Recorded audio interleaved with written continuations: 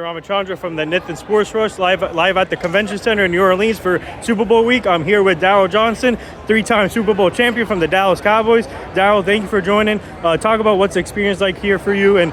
But before we get to that, I want to get to your the UFL, because you're the vice president for the UFL and it's starting soon. 50 days it starts. So talk about what's that like for you? Yeah. Somebody just shared we're 50 days away from opening, so a lot of work to do still. So.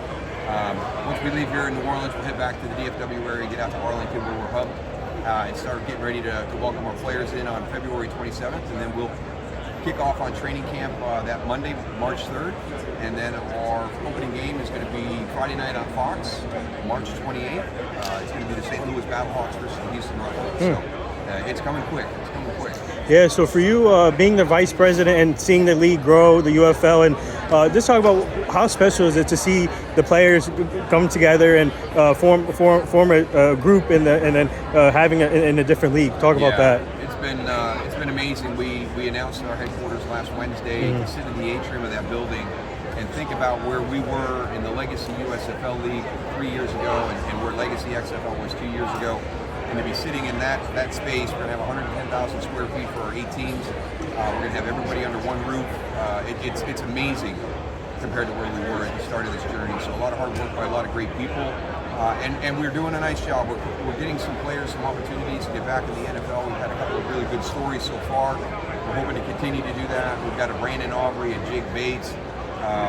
Dan Whalen, some really good stuff on the specialist side. But then last year we had, Jalen Redmond and Dondre Tillman, who are defensive linemen that made it on some of the better teams in the NFL. So really happy with what we're doing and hoping to have some more great stories this season.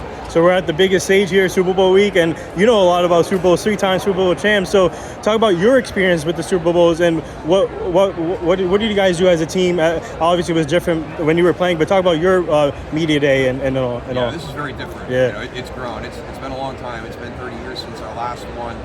What this experience has become here on Radio Row, Media Row, is very different than what we had. So.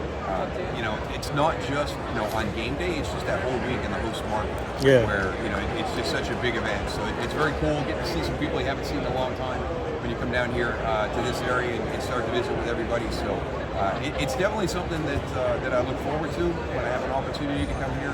Number one, just kind of catching up with everybody, but just kind of seeing how each individual city kind of embraces the opportunity to host the Super Bowl. All right, Eagles or Chiefs, real quick?